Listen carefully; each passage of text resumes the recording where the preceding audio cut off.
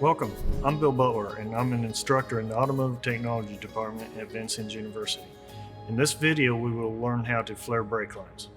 Brake lines need to be flared to ensure a leak-proof connection. If the brake lines aren't properly flared, the vehicle can lose fluid, which can cause the brakes to fail. It's essential that we follow the proper technique for cutting and deburring brake lines. There are two types of flares, double flare and ISO flare. We'll cover both in this video. First off, we will demonstrate the double flare. When flaring brake lines, we need to first cut the brake line using a tubing cutter and remove any burrs using a deburring tool. Be sure to place the nut over the tube before flaring the brake line. Place the brake line in a flaring bar. A ridge on the flaring adapter is used to determine how far to insert the brake line into the bar.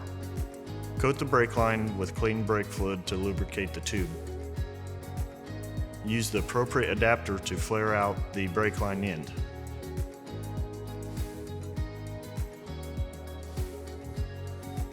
Remove the adapter and flare the brake line again using only the conical shaped adapter on the flaring yoke. Be careful not to use too much pressure so the line does not split. For ISO flares, once again cut the brake line using a tubing cutter and remove any burrs using a deburring tool. Insert the brake line into the correct hole in the flaring bar. Use the flaring adapter to determine how far to insert the brake line into the flaring bar.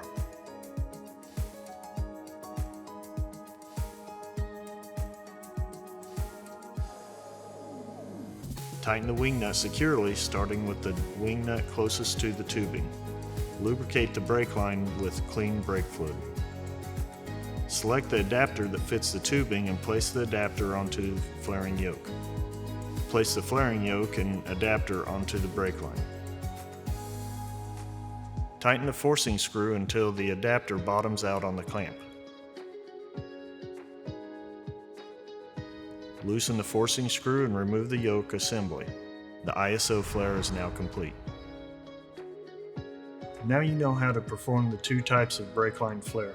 To learn more, look for our other videos on automotive technology.